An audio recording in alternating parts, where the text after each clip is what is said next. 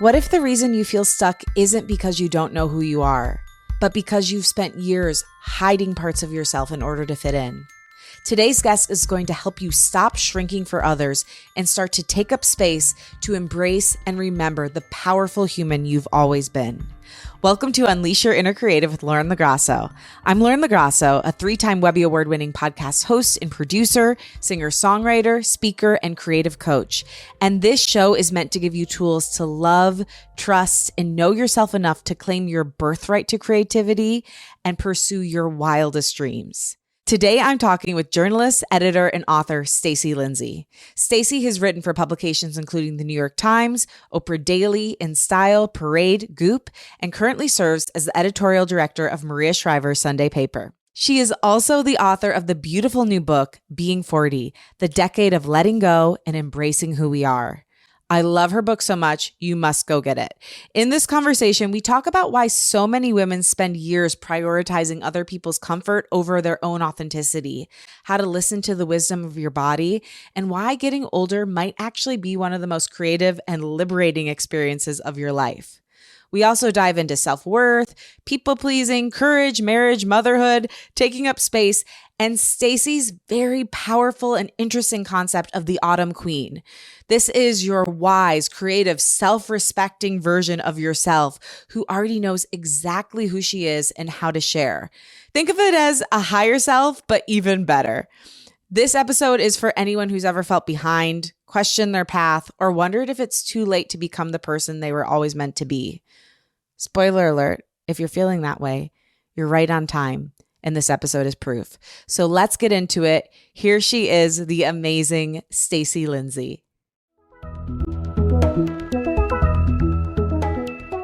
Stacey, okay, we just spent the past 5-ish minutes telling each other how much we loved each other. It was so heartfelt. I met you back when I was producing the Goop podcast, and you came in and you were recording what they called the voice of God for the in Goop Health. And basically it was like telling people in the room what to, I had never heard of it before. I'm going to be honest. I pretended like I knew what you guys were talking about, but I was like, sure, I'll record this voiceover. But when I met you, not only did you have such a beautiful, present, full voice, because of course I noticed that working in audio, but you had and have this sparkle in you. And I remember thinking, who is this girl? There is something so unbelievably special going on here. And you always left an imprint on my heart. And you were someone I honestly maybe only met twice outside of saying hi in the hallways. But I've thought of you so often since then. And when I first saw you were working with Maria Shriver, because I produced her podcast back in the day too, I was like, oh, of course she is. That makes sense. Love Maria. And then when I saw you were putting out this book, I was like, oh, there she is. There she is. Oh, Lauren, thank you. Thank you. And I'm just thinking the whole time you're saying this, which I'm receiving with a big heart. And I'm thinking, look at you. I mean, the same thing when I met you back years ago now, and thinking, I can't get you out of my mind when we left each other from that space. I couldn't stop thinking about you. So it means so much to hear that from you. It's really rare to meet someone with as much genuine warmth as you have. And it's just, it's not something that you can or would ever want to shake. So I'm so happy we're in touch and that I got to live in the world of this incredible book that you've written. It's about being 40 in your 40s, but really to me, it's just a great guide on how to get to know and be your full self, take up space, ask for what you want, and live from a place of self-knowledge and self-trust, regardless of age. But it is told through the lens of entering your 40s, because that seems to be an era that really calls that from you. These days, too, when you look around, you see this is happening for women, that the 40s is this time of self-declaration. It's this time of, nope, that's not working for me anymore. This is what I want. It's a whole host of coming into oneself. But the cool thing as I've been talking about this book more, I've been having amazing conversations with women in their 20s and 30s and 50s and 60s and beyond who say that parts of this have been really resonating with them as well. So on one hand, it's all about the 40s. And on the other hand, it's nothing about the 40s. It's just about being a woman in this crazy world we live in and, getting closer to ourselves and saying, this is me. This is who I am. And it's not an easy thing to do that. But when we finally do that, we find just this radical peace. We find we have so much more strength to face things. We find so much. Yeah. No, I feel that. I mean, I would recommend this to any human, but especially any woman of any age, because eventually they're going to think about it. So why not now? That's what I hope, right? Yeah. That's what I hope, and that's what's fascinating when you have conversations with women of different ages, where you learn, okay, when did you really discover this wasn't working for you, or this is really what you wanted? And I'm finding now we're in such a fascinating time for womanhood in general, because we are starting to learn or unlearn more so at a younger age. Mm-hmm. And conversations I've been having with women who are older than me, they said the 40s for them were not a time of self-declaration because it wasn't in the culture at the time. There wasn't space to be having these conversations like there is now. So I'm actually hoping that someday this book is not even needed, that women just come into themselves, right away in their teens and their 20s. Yeah. That would be great. I mean, yeah, how wonderful would it be if we lived in a world that didn't require us to strip away parts of ourselves in order to fit in, God willing. And I think the more we talk about it and the more we share about how we've had to reclaim ourselves and put ourselves back together, hopefully the more people will choose to never take away parts of themselves to please others. But yeah, it was just so powerful because it really is a book about remembering who you've always been and sharing that with the world. Mm-hmm. So what sparked this idea for you? What made you say, this is the topic, this is what I'm coming out with?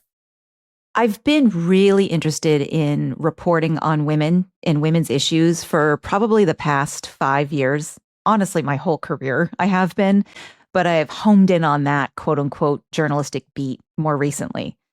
And when it comes to our health, our well-being, how we find ourselves in society, the issues that are really impacting us, I'm fascinated by all of it. And in that, I started becoming really interested in growing older in the context of being a woman and identifying as a woman. And I started seeing that there's this really progressive, beautiful conversation happening around aging with power and owning your age and women just doing radical things later in life. And I can't get enough of it. I loved it. Also, there's this really cool conversation about midlife happening too, and caring for ourselves during perimenopause and menopause. Things I never even said those words, like 5 years ago, I never said those words. But I was craving something more specific, Lauren. I'm 44. So that meant I entered my 40s several years ago.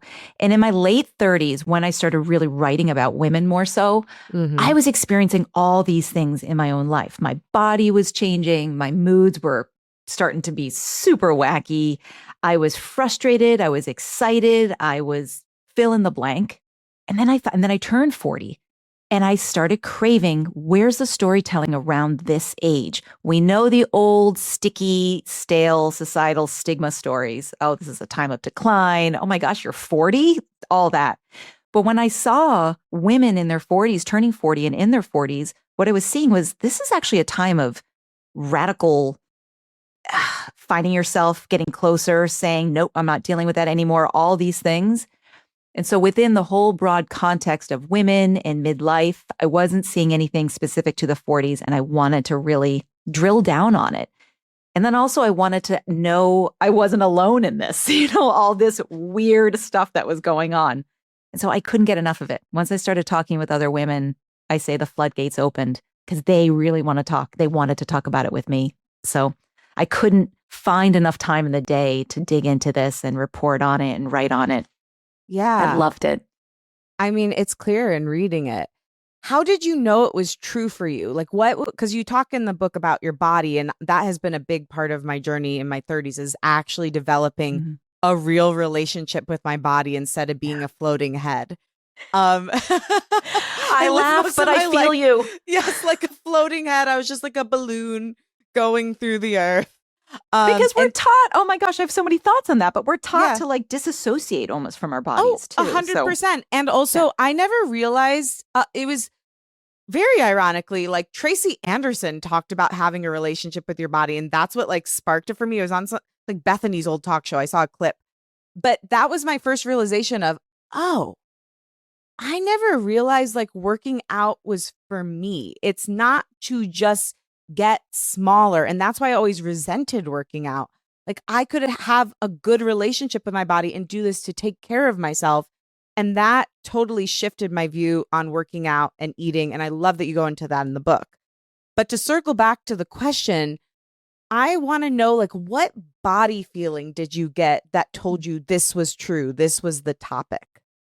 Oh, I remember it so clearly. I was having a conversation with Maria Shriver about this, which is pretty awesome to actually Yeah. say out loud because I started looking at the possibility of writing a book about what I was talking about a few minutes ago, just in terms of generally aging with power. And I was thinking, okay, maybe this would be a good idea. And we were talking about it together about profiling some people about how do you age with power, how do you own your age, but it wasn't landing. I'm like, no, because again, I was going through all this.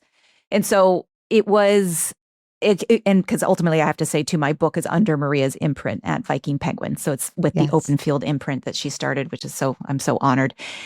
But it almost flooded out of me when we both were saying, this isn't the book I want to write. There's something more specific. And then I just like blurted out, there is so much women in their 30s and 40s are going through today. And we're not talking about it enough. We're not writing about it enough. We're not writing about all the changes, how the 40s look so different today than they did decades ago. We're not writing about all the things we face. We're not writing about the cool things we're doing too. And so it was in that moment, I thought, yeah, there's a lot more here. So then I dug down and then I wrote a whole new proposal on it and rolled up my sleeves. And what did it feel like? Was it like a tingling feeling? Was it an expansive feeling? It was a feeling of ultimate excitement intersected with rage, intersected with absolute clarity. And I think purpose kind of is a little bit of an overused word, but purpose too, because I knew, Lauren, that if I'm going through this, other women are going through this. And I did know that firsthand from my reporting. And again, this being massive changes, this being facing a tough time too. It's tough being a woman.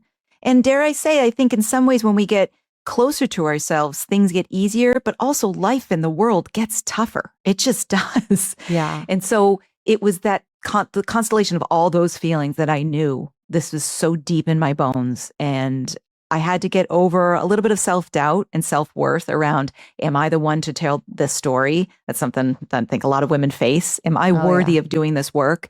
But once I did, I knew this was what I had to keep going forward with in terms of writing and reporting. Yeah. Oh my gosh. Well, you read my mind because my next question was, did you have to get over any limiting beliefs in order to tell this? And if so, how did you move through that? I basically ran and screamed on a daily basis. Literally never shared that with anyone before. So maybe I didn't scream daily, but there was a lot of it. There was a lot of going out to the ocean. At the time, I lived in San Francisco and was doing a big bulk of the writing when I was in California. And I would go and just scream wherever I could. It was physical. It was getting out and taking walks. And when I got a chance to visit my mom a few times in Montana when I was writing it, and running up a mountain and just letting it all go, because these yearnings in our body, whether it's something that we want to create, whatever it is, it's so physical and it manifests if we don't let it out. And so I did have to get through or move through a lot of that doubt, a lot of the self-worth stuff. And I did that in a lot of the rage too, because a lot of the stuff that I write about in this book is the patriarchal world we live in and facing it. And we know the obvious ways we're held back as women, but sometimes I don't think we realize all the inobvious ways, all the invisible ways we're held back as women. And when I was sitting here with this research and writing this book, I was getting freaking pissed. And so I had to work a lot of that out of my body too. So it was intense. It was really intense. I can imagine that because like as you were the, one like channeling this work and doing the work, just being the reader. I mean, your whole first chapter, I cried the entire time I was reading it because it is very confronting. And I think we push so much down in order to survive, even if we're aware of this, on a conscious level. On a physical, spiritual, emotional level, I think we're a lot of times pushing things down just to get through the day. And reading it in plain sight, right in front of me, I could no longer pretend like those things weren't true. And I invite people who read the book to put it down when you need to put it down, because as somebody recently told me, and I laughed, this isn't a beach read. I mean, maybe bring it to the beach, maybe, but bring a novel too. There's some dense stuff in here. And exactly that, exactly what you're saying. And it's just, and when we do see it in plain sight, oh my gosh, I've been contorting myself, or I've been quieting myself, or I've been not saying something because I want to make others comfortable or put their needs first. When we really see that, holy cow, we can feel pretty pissed off, but also enlivened too, hopefully. But it's a lot to handle. And then when we see it at large too, how the world has just put these expectations on us for so long, us being those of us who identify as women. And when we realize and see firsthand that these are manufactured stories, this is not fact. This is not something we absolutely have to follow. I think sometimes we follow it because it's the thing that makes us feel safe in this really unsafe world sometimes of being a woman. But when we see this is a manufactured story and I actually don't have to follow it, it's a lot to confront that. Ultimately freeing, but it's a lot. Yeah, it is. Or even the stories that you've broken and told a different tale of. Like, I loved your section on marriage. I didn't care about getting married until I met my husband, a lot like what it sounds like you were like. And then I decided not to change my last name. And I felt very strong about that my whole life. I'm like, I will never change my name unless my husband's going to change his name too. And we decide on a neutral name. Mm-hmm. But I feel like I have to explain that to people now who have more traditional views. And I can feel myself sometimes contorting to either like keep that truth back or to share it with them in a way that is maybe a little defensive because I'm afraid to be criticized because I didn't fall in line. Yeah, I feel you. And it's in that needing to explain that takes so much energy. And just stopping to realize too, all the energy it takes sometimes. And I'm with you. I mean, why is it that we have to justify still and explain or say, oh, actually, no, whatever it may be? That's a thing. We're always kind of stopping and starting in terms of, oh, I chose to do this or I'm not doing this. Oh, why? If it goes against the grain of society, I guess, in a sense, or it goes against the conventional story. And the conventional story is great if that generally works for somebody's soul. But the truth is, there's not one conventional story. I mean, we're just way too multifaceted. There's not one way for anyone. And so that's what I want us to stop doing, is feeling that we have to explain and we have to justify. And it's the work I'm doing every day too. But it's just knowing that. How are you doing that work? What have you found works? I'm taking a lot of naps. No. Ooh, that sounds great. I wish that were true. It's helped me to realize, firstly, because I would feel a lot of frustration. One thing for me that's really a big one in tandem with the partnership, the conversation around partnership, because that looks so different for all of us, is the conversation around motherhood too. And I've been asked countless times, not as much now in my 40s, but countless times throughout my life, are you going to have kids? Do you want kids? And I would always feel this sense of sort of dread after it was asked, because first of all, for me, it's not an easy yes or no answer. It's so big and colossal and nuanced. And at the same time, I would be frustrated because, again, I felt as though, why do I have to explain my choices to you? But the truth is, Lauren, that question was asked by incredibly wonderful people most of the time, well-intentioned people, so well-intentioned. So it helps me in doing this work to realize a lot of times when people ask these questions that maybe make us feel as though we have to justify something, it's just rote because it's just part of the stale story that we've all been submerged in. And I think we're all doing the work of letting it go and unlearning it. And so it's helped to just not think, how dare you ask me that, but rather take a beat. I'm not saying I'm like totally good at this, but trying to take a beat and realize, okay, that's just still part of this older story. And then getting real about my answer too, because I always used to worry about, okay, I just need to answer this quickly and then move on because I'm going to make this person feel uncomfortable. But now somebody asks me, I go there. I really go there. So specifically with kids, I will say I have chosen not to have children. And I also have a whole lot of grief around it. And I wrestle with it. But at the same time, I have conviction around it. I'll really let it go and tell them. How have you learned to choose your own authenticity over prioritizing other people's comfort? I've learned to really take a pause and to listen to physically how I feel. And that's not something radically new. I think we're starting to really expand that conversation right now in terms of the body telling us the truth. But it's new for me. And it's new for me in my 40s because I, for so long, for all the previous decades of my life, chose other people's comfort, chose other people's spotlight and stories before mine. And it actually ran me to the ground.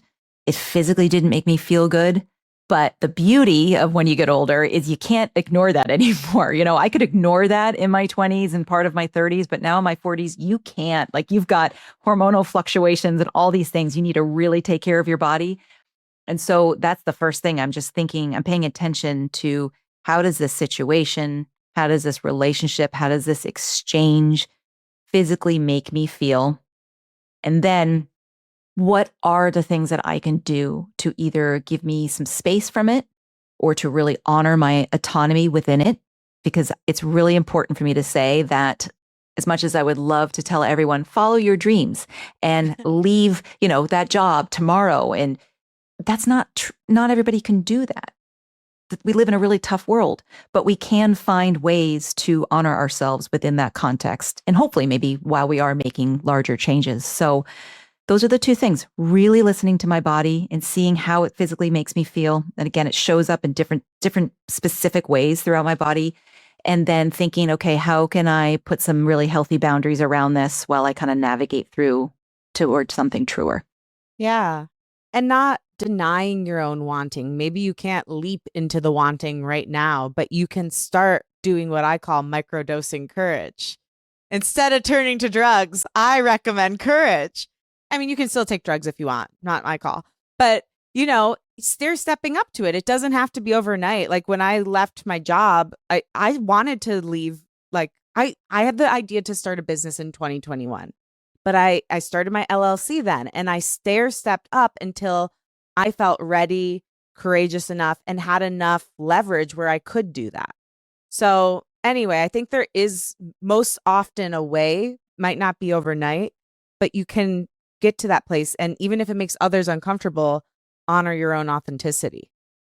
Microdosing courage. That's incredible. I need to trademark that. I love that. Oh, I should. I've been saying it for years. I'm sure someone else has already stolen it, but yeah, I should. I'll get on it. TM. But what you just said, Lauren, is so true. And that was a big revelation for me as I was interviewing people for the book and writing it, was I was really looking at the idea of taking risks in our lives and doing things to make ourselves proud. Because again, we're always outsourcing all the time and we're always performing in ways and doing things for other people. But what are the things that we can do to make ourselves proud? At the end of the day, maybe no one else has seen it, but we know we did it. And we can go, yeah, that's pretty awesome. That took courage. That took a big risk or a leap. And then when it comes to risks too, they can be radical, huge, change everything, but they can also be super small. And again, invisible to everyone else but yourself. And so you talk about you started your LLC those years ago. That was a risk. And that led to the next thing, to the next thing, to the next thing. And that's the beautiful part of this too, is that honoring your sovereignty and honoring who you are and how you want the world to really know you can take these small acts every day. And it can even be letting yourself daydream about what you really want. Because I didn't even let myself do that for a long time. I just kind of stayed the course. I'm not even going to really daydream. But then when I really started to pay attention to, no, this is kind of creeping into my thoughts. This means something. It always leads to something else. Yeah, it's so true. And you talked about just now and in the book about prioritizing other people's stories, other people's voices, being behind the scenes, still kind of being in front of the scenes, but also being behind the scenes. There is this quote in your book that hit me. And also you use a huge word in here. So I don't think I'm going to get it right. You can tell me if I've got it right or not. But I would love to read this quote to you because it spoke to my soul, having also done that a lot throughout the years. My work has always landed at the intersection of euphoria and exacerbation. There have been moments of phantasmagoric joy going on live TV, working alongside a legendary actor, getting my first article published. But sums of all my energy often felt like raindrops that fed others' lakes. I have lived on the adrenaline of overbooking, over-yesing, overworking, and I could never crack the feeling that I was behind. Well, that one brought tears to my eyes. First, maybe I would just love to hear you elaborate on this section, and then I have some follow-up questions. Yeah, and I'd love to hear your part into why that brought tears to your eyes too, because we're all just so connected in these stories. We're so connected in our struggles. But what was your question too? Because now I'm just thinking. Yeah, I was just saying, like, if you would care or be open to elaborating on what was the inspiration behind this section and anything that comes to mind of what inspired you to write this particular paragraph. This was a huge one as it led to this utter feeling behind why I wanted to write this book. Was there was something magical about the number 40 for me, where I realized, wow, I'm 40 years old and I still feel like I have not done enough. I'm good enough. I'm worthy enough. I've made enough people happy. And I do not want to feel that way anymore. I never did want to feel that way, but I was just moving along and doing all the things and thinking that that was my job as a person, as a woman. But there was something magical again about that 40 mark, because what an honor to reach this age too. And while we never know if we're in the middle of our lives, if we're technically in midlife, because as we've all known, we've lost people way too young. So midlife for them was way too young. It wasn't this 40 marker. But if we get here, we do know the average lifespan for a woman in the Western world is 80. And so we are at this middle point if we're lucky. And that's a wake-up call to make you stop and go, wow, why am I completely white knuckling it and hustling and breaking myself and putting the drops of water and fuel into everyone else's lake? And I just don't feel as though I'm worthy to put them into my lake. And I just learned I don't want to do that anymore. And I know I'm not alone in this. And so how can I really start to unravel myself from this? Another part of it as well is, am I selfish? We think as women, if we want all these things and we want to take care of ourselves, sometimes we think we're selfish, and we're starting to see we're not selfish. We're actually really giving ourselves the ability to not only be bigger and bolder in this life, but to then better show up for the people we love and to set examples for women who are younger than us too. Yeah. But the work thing is huge because it's such a parallel and it's so illustrative of how we kind of feel about ourselves. And so we can find a lot in when we really parse our world of work and careers and all the ways we've been hustling. I think we can start to really see, I want to put these things down. I don't want to do this anymore. I don't want to feel this way anymore. Hi, creative. If listening to this conversation is stirring something up in you and you're realizing you want support bringing your own creative vision to life, I would love to help. In my creative coaching practice, I work with artists, entrepreneurs, leaders, multi-passionate humans, and people in the middle of major life transitions who know that there's something inside of them that they want to express, but they need help to get unstuck, get clear, and actually start moving. Whether you're trying to start a project, make a career pivot, reconnect with your creativity, or trust yourself more deeply, this is the work we can do together. My approach blends creative strategy, mindset, and deep inner work. So we make the project, but you're not just making things. You're also becoming more fully yourself in the process. If that calls to you, I would love to connect. You can book a free 15-minute discovery call at laurenlagrasso.com or by emailing me, lauren.lagrasso@gmail.com. Okay, back to the show. I've always known what I wanted really strongly since I was little, and I've struggled with codependency, and I genuinely love to be of service, and I love seeing people and helping them, bring themselves out into the world, and that can feel deeply fulfilling. But when you're not seen back in one of those roles, it just feels like you're in this weird, crunchy box, and basically it's servant energy.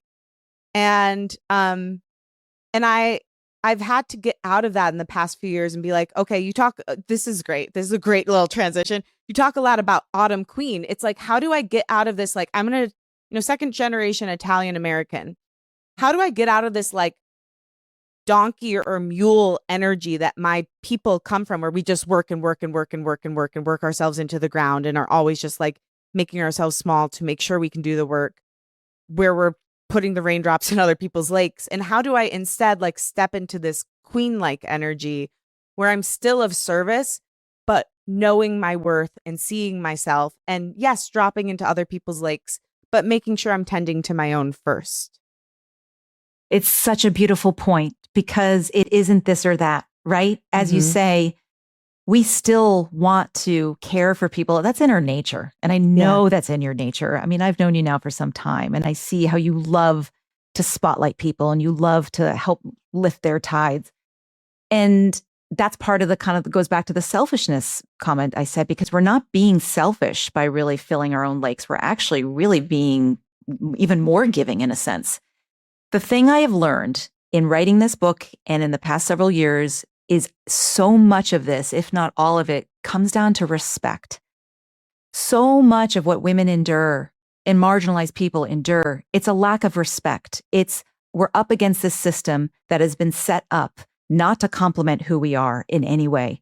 It's been set up only to serve a very small group, and all the others don't get opportunities, but also just don't get the respect. And so with this Autumn Queen energy, and I love that. I love my Autumn Queen. I love her in general. It's about saying, no, I demand the respect, because I demand the space, and I demand the opportunity to say, this is me. And I want the world to see that and respect that. And then also when I do that, and then I can continue to fully give to other people. But it's the respect thing, because when we keep feeding other people, when we keep putting everyone first, but we don't get the respect back. And sometimes we may get the thanks, right? And individuals may recognize us, but still when society doesn't fully recognize us and society sort of makes us feel like we just should be doing that, again, that's a lie, that can be really demeaning and it can break us. And then when we make that shift and see, no, I deserve this respect, I deserve the spotlight, I deserve everything I crave as a human being, that just is really filling and fueling. And it's been huge. But the respect thing is everything for me. And I realize when I get frustrated, even still now in work, in relationships, whatever it may be, I think, okay, what's really going on here? I'll ask myself. And a lot of times it's when I feel like I'm not getting that respect just as a person. What is your first move when you realize you're in a situation of lack of respect or disrespect? I'll tap into my Autumn Queen. Let's define that for people too. Yes. So just so they know. It's so good. Oh, I love this. Oh gosh, it's so good. So I interviewed this incredible women's coach, Steph Jagger, and I always love to credit her because she was the one who introduced me to what the Autumn Queen is. So thank you, Steph. In traditional mythological storytelling, we hear these archetypes used to define women and the phases of a woman's life very loosely. But we know that there's the maiden, mother, crone. And these are all gorgeous compilations of traits and energies that loosely correlate to age. But when I say loosely, you can kind of feel this archetypal energy throughout any time of your life. So for instance, the maiden loosely correlates to a woman who is younger, and it's this kind of blooming, blossoming energy. The mother really speaks for itself, but it's a little bit later in life, maybe 20s, 30s, and that's this real nurturing and procreative energy. And then there's the crone, which is also gorgeous, and that is the wiser elderly woman and who carries this wisdom and the storytelling. These are all incredible. But what Steph told me, and when I found more in my research too, is they actually, the time of our late 30s to really around maybe like early 50s, even mid 50s, it lacks an archetype. Society wants to take us from the mother energy and sort of push us into crone too early.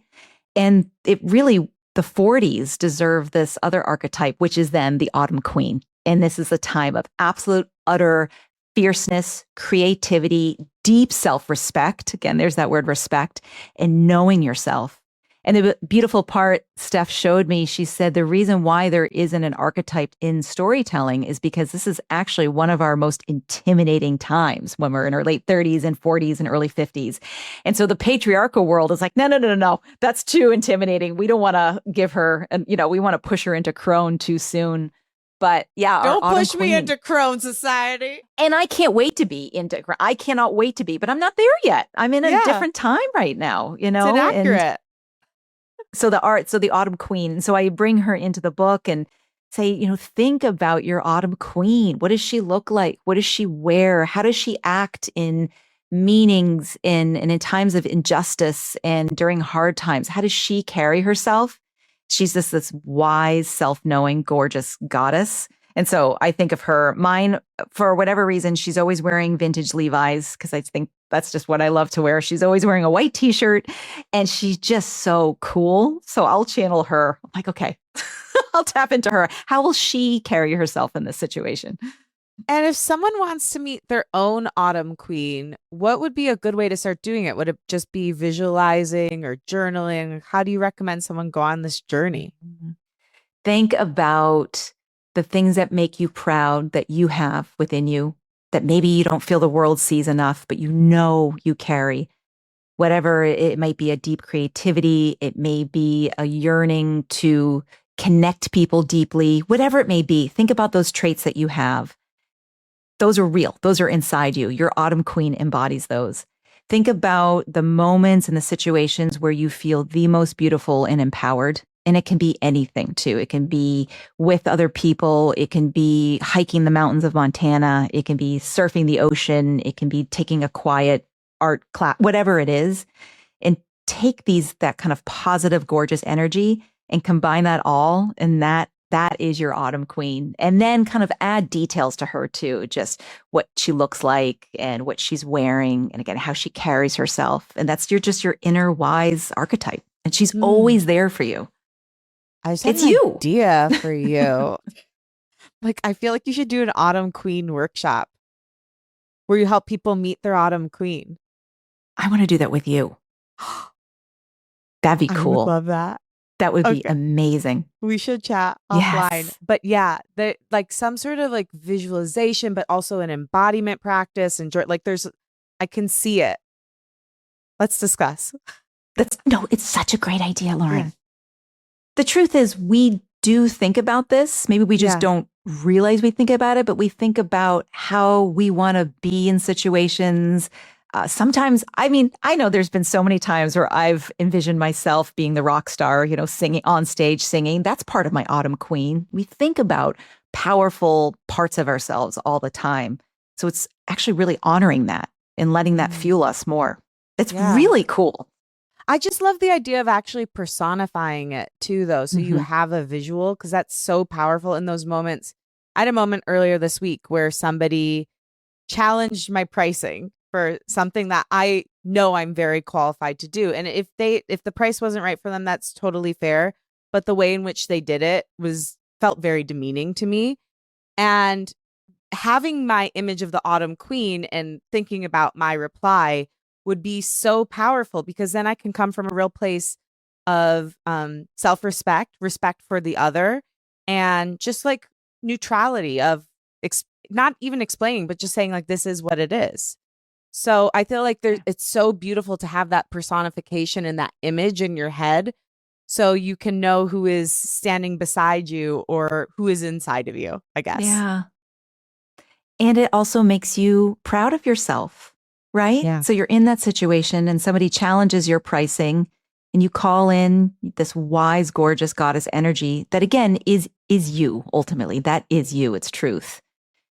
And hopefully she'll help you carry yourself in that situation in a way that makes you feel proud and that you can look back on and think, okay, I handled that well. Yeah. I'm proud of myself. I stood up for myself. Right.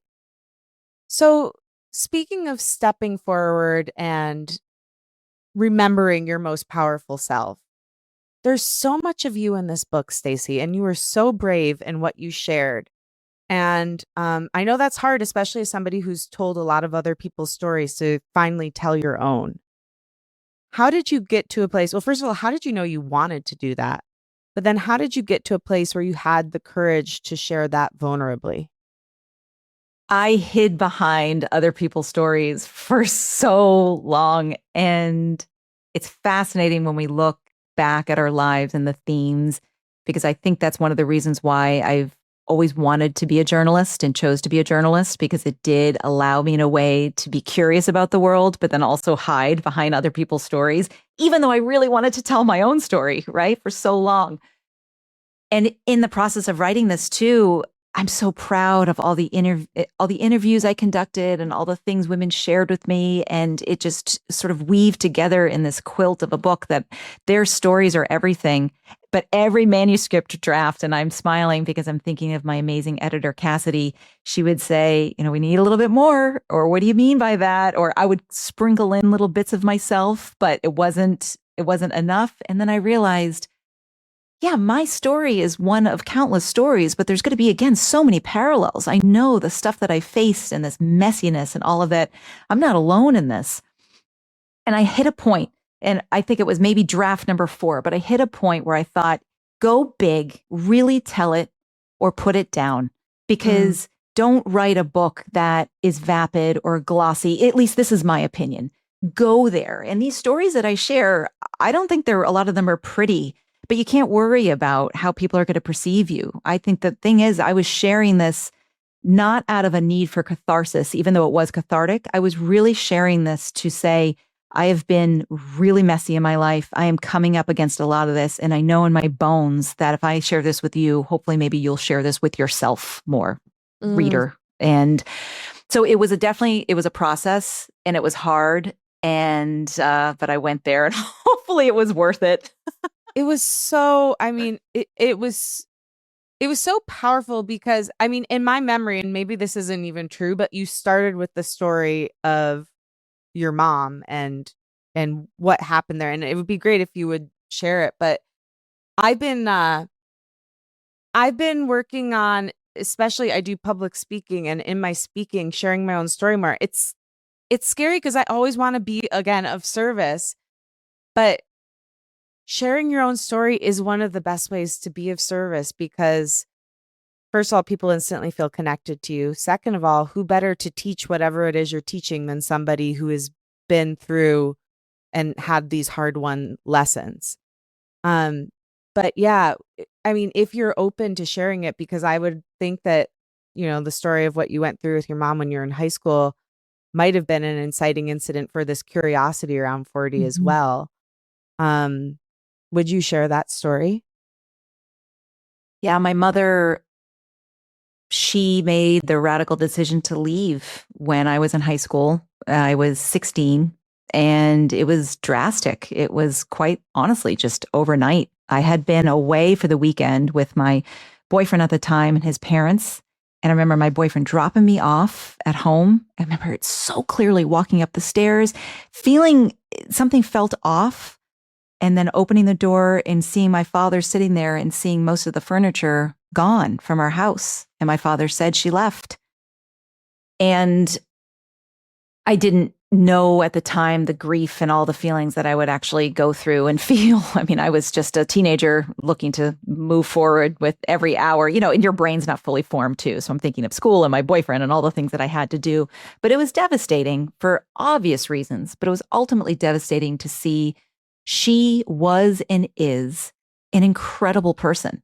She literally did the best she could, but she had to leave because she was a woman in crisis. And to offer more background, I grew up in a very beautiful upbringing in the sense we wanted for nothing. We had food on the table, we had warmth, we had birthday parties, we had love.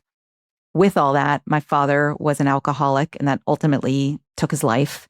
But so much so that I would find bottles hidden throughout the house everywhere. And he was very, very kind to me and my brother. But there was an immense tension in our house between my father and my mother. Constant fighting about bills and money and drinking. And I knew things just didn't feel right. But again, I'm a kid, so I didn't know how to voice that. And what do you do, too? That's just what you know. But my mother was up against a lot. She was up against doing all the right things, being a good woman, being a good mother, checking these boxes, but she was stifled. She was dealing with things that I still don't even know the full magnitude of what she was dealing with. And I do have to underscore again, my father was a really good man too. He was facing his demons, but expressing them through drinking. And so one day she left, and she so happened to be in her late 40s. And that was obviously such a defining moment in my life because I learned the consequences one faces if they do all the right things in the face of trying to be a good person, but what they actually sacrifice in terms of their own joy, their own happiness, their own emotional safety. And it's been a story that I have been carrying with me and probably will carry with me my entire life because it's been the ultimate cautionary tale for me. I don't ever want to let myself get to the point where my mother got to, that it got so bad she had to leave. And we worked on our relationship for years, and we have an incredible relationship now. And I dedicate the book to her, and she's weaved throughout the pages, but it was huge. And the beautiful part is her bravery in wanting to talk about it. She wanted to share her story. She wanted me to formally interview her for the book. She wanted to express the guilt she has around this, but also what she learned about herself and what she wants other women to know. I mean, first of all, you are an incredible human being because the way you can hold compassion and reality of a situation for all people, but especially for your parents, like holding that they're human and they deserve compassion and respect, and that they were these loving parents, and there were these really hard things that happened that affected you adversely, is something that I think we all strive to do as people, because it's never one thing. It's always multiple things, no matter the situation. So I just have so much respect for that. And there's so much love written into the words of this book. Another thing that strikes me about all the stories you share is how amazing you've been at holding on to your sparkle, to your goodness, to your love, to your belief in people, even when people like disappointed you so greatly. You always have found a way to hold on to love. And that is so rare. So many people who've been through what you've been through would get bitter and start hating people.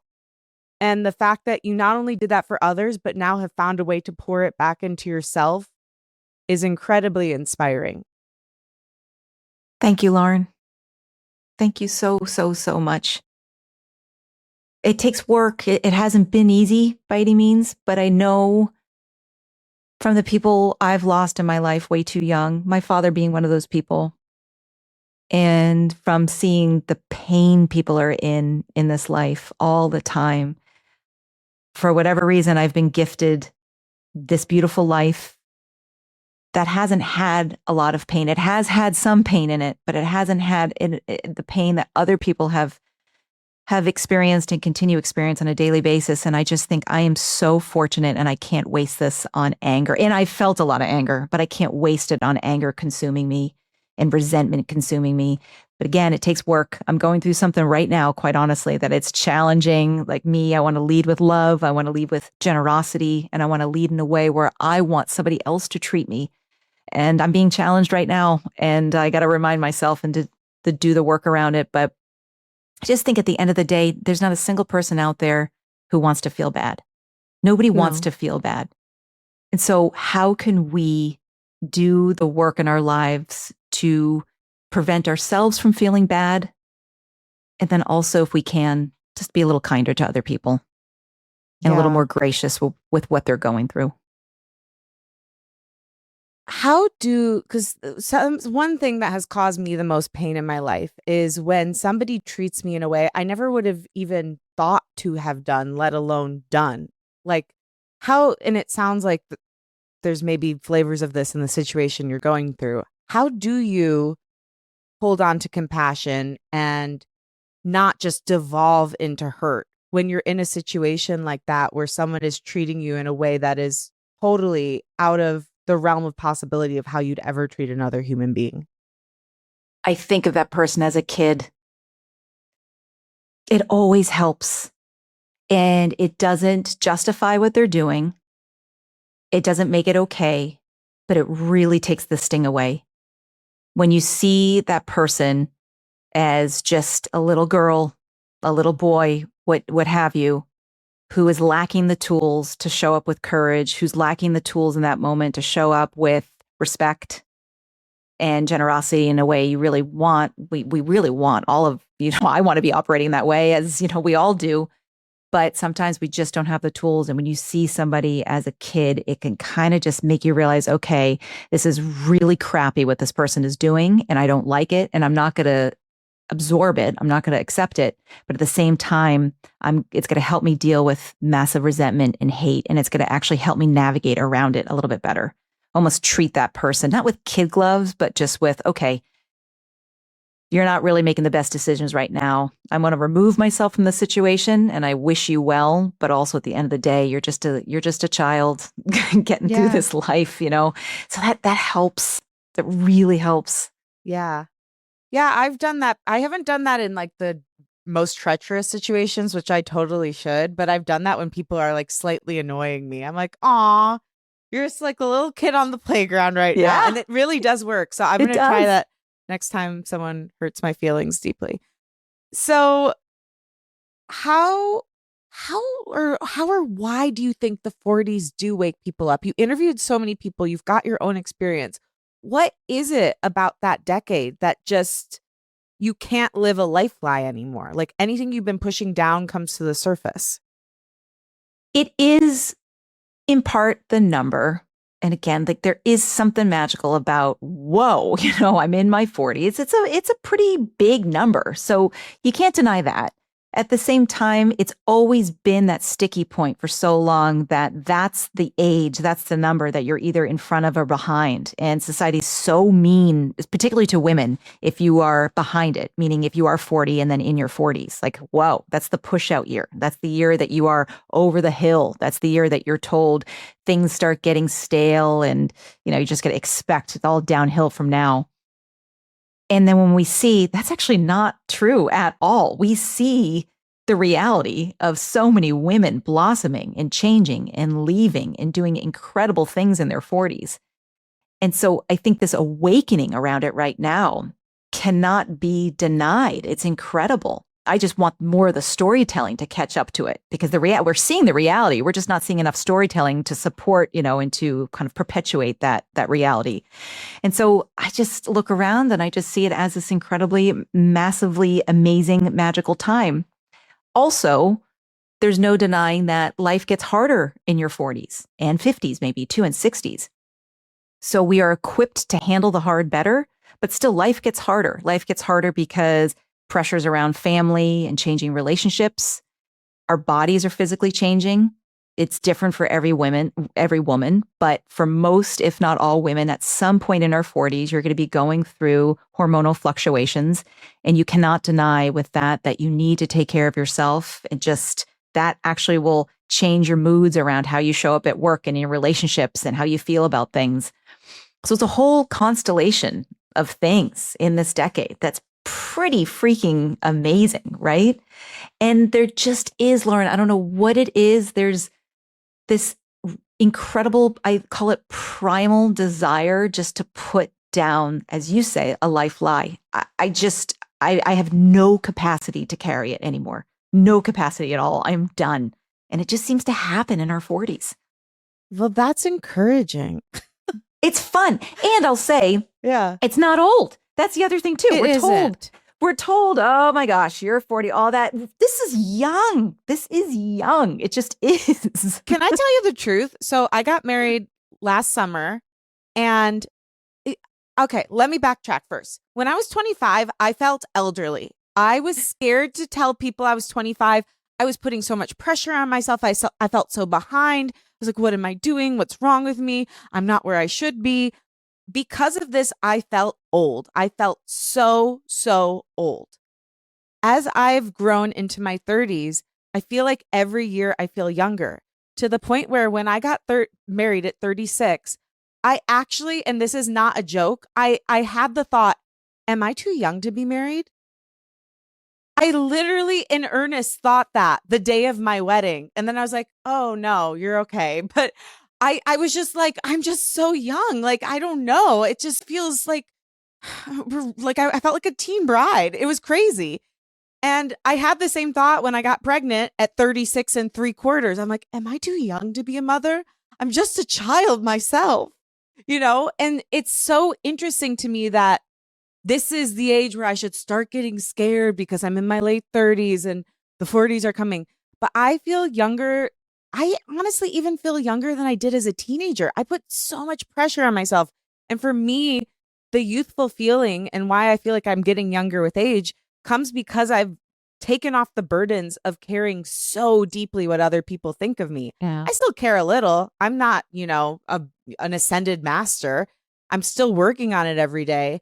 But it in your book, it read to me like every year, and especially every year you get into your 40s, those burdens come off more and more, and you're able to step toward, again, who you've always been, but who the world knocked out of you. Who the world knocked out of you. So beautifully put. It's so true. I'm with you. I feel younger too.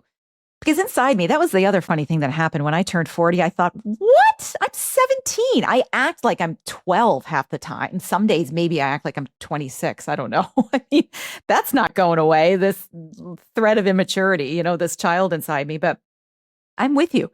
I feel younger in a lot of ways. And I feel as though when we let go of the stories and all this junk, it lets our spirit kind of come fully alive. And so much of that is youthfulness and vitality and longevity and all that juiciness. I love it. I love that you thought, am I too young to get married at 36? That's so cool. I was scared. I was like, oh my gosh, I'm so young. I hope I'm not making a mistake. No, I'm kidding. I knew I wasn't making a mistake marrying my husband, but I was just like, I don't know. I don't know what came over me that day. I remember I was getting ready and I had that thought.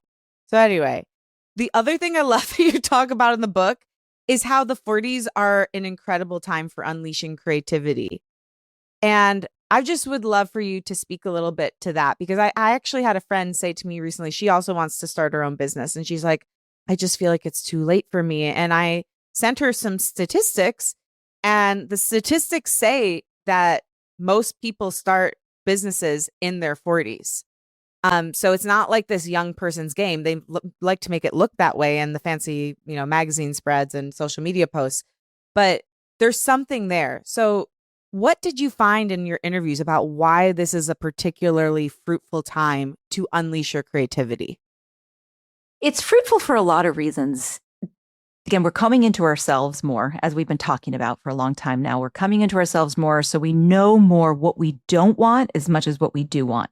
And when we really have that creativity and when we really have that clarity, that fuels more spark to say, I want to do this. I want to pick this up. I want to go after this. And then also, I don't want to deal with this anymore. So there's a lot of knowing and clarity around that.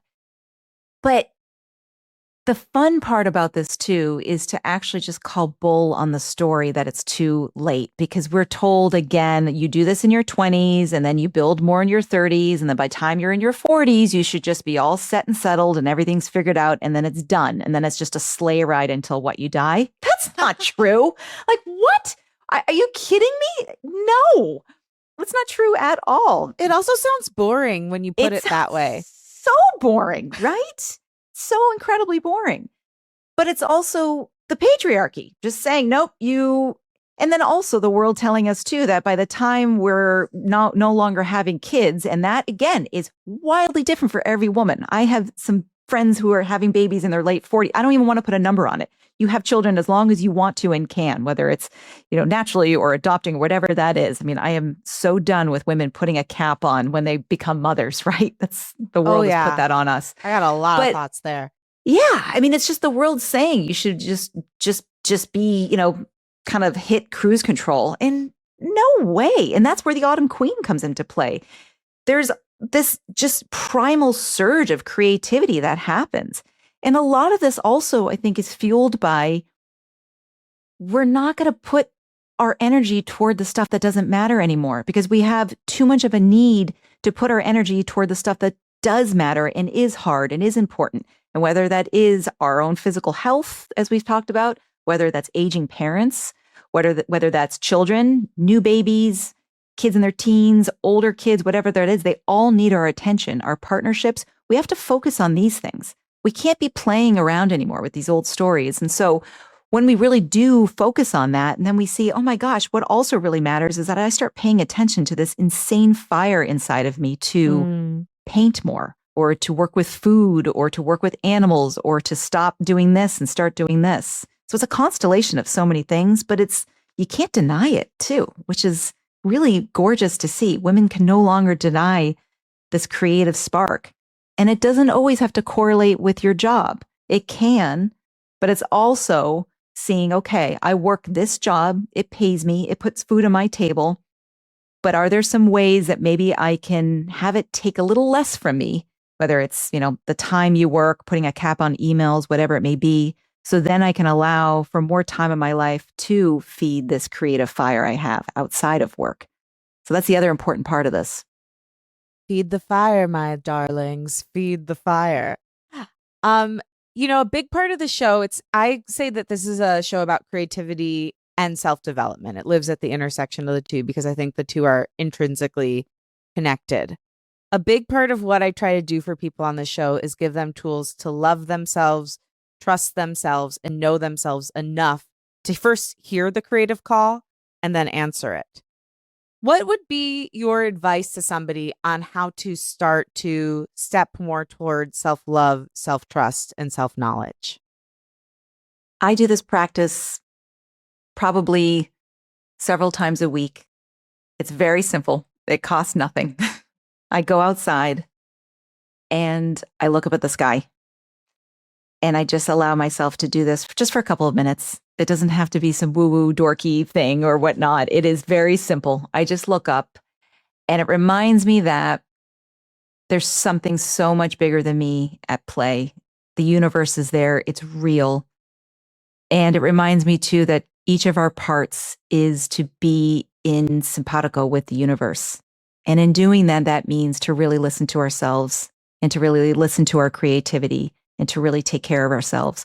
But it's just that practice, Lauren, of going outside and looking up at the sky, or even if you're not able to, just looking out at the window and looking up and seeing, okay, there's, again, this beautiful universe at play, and I'm part of it.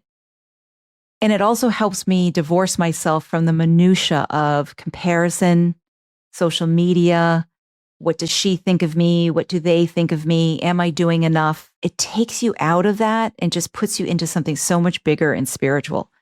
And in doing that, it's really helped me feed my self-love.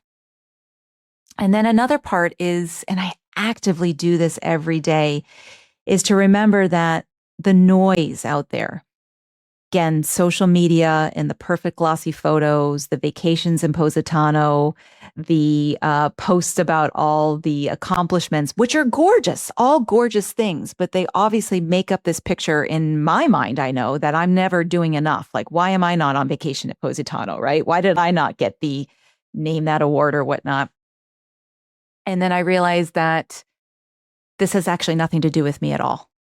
Social media is not real life. It's beautiful. I post on social media, but it doesn't encapsulate the real messy rawness of life. And I just remind myself that that is not real life. My life is real life. And my life is just as great as everyone else's life. And I just have to trust myself. I have to really trust myself and be kind to myself. It's easier to do this some days more than others, but it does work. It works to physically put my phone down and just to remind myself, I'm worthy of all this beauty. I'm worthy to feel good.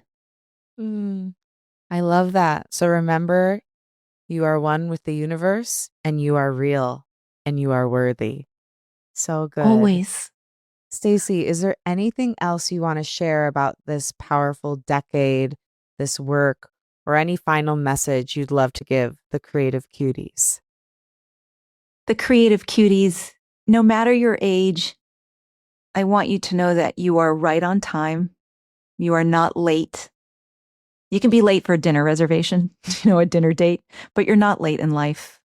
And I thought that for so long, and I realized, no, I'm right on time in my own life. So I want you to know that. And I want you to know that you can start anything you want in the smallest ways. You can start it this afternoon, tonight, tomorrow morning, whatever it may be. You can start taking a risk to get closer to yourself and to get closer to somebody else too. There's all these small ways, and I unpack them in the book, but it's always the right time to get closer to yourself. And I want you to know that, again, no matter your age, whether you're in front of your 40s, you're in your 40s are behind you, that at the end of the day, you deserve to have a good time. So what are the things that you can put down too that are just getting in the way of having a good time? And I realize that, Lauren, sometimes, for instance, if I'm getting ready to go out to dinner and I'm just feeling crappy that day, like nothing feels good, I don't like my body that day, the stuff that's the critical stuff, I actually have a lot of self-compassion and I go, okay, Stacey, let's put this down just for tonight. Let's just put these stories down, put something on that you do feel free in, and go let yourself have a good time. Because we don't have enough of that in this life. Let's all have more fun. Ooh, let yourself have a good time. I think that we all need a little bit more of that, especially in the particular timeline we're in. It's okay to still have fun and joy. And in fact, we need it in order to get through the hard things. Thank you. I needed to hear that today.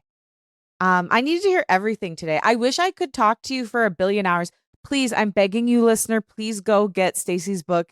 It is so incredible. It is about, yes, the power and the beauty of your 40s, but it's also just about how to be yourself and to take off all the layers that someone put on you that were never you. And we all need that, regardless of your gender, regardless of your age, your place in life. Please get this book. It is a powerful homecoming.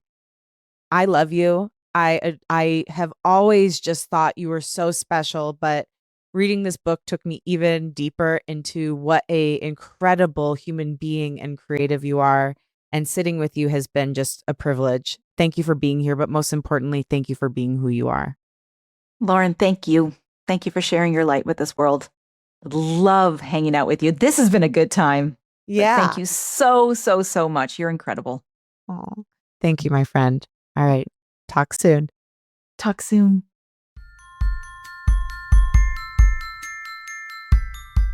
There you have it, my conversation with the brilliant and incredible Stacey Lindsay. One of my biggest takeaways from this conversation is that so much of our lives are spent trying to be who we think we're supposed to be. The good daughter, the good mother, the good wife, the good employee, the good woman. And while there's nothing wrong with any of those things, somewhere along the way, many of us lose touch with who we actually are.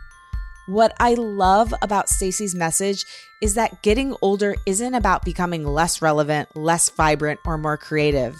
It's actually about becoming more of all of those things. And most importantly, and ultimately, becoming more yourself. Whatever your age is, it's always the right time to come home to yourself. I hope you start today.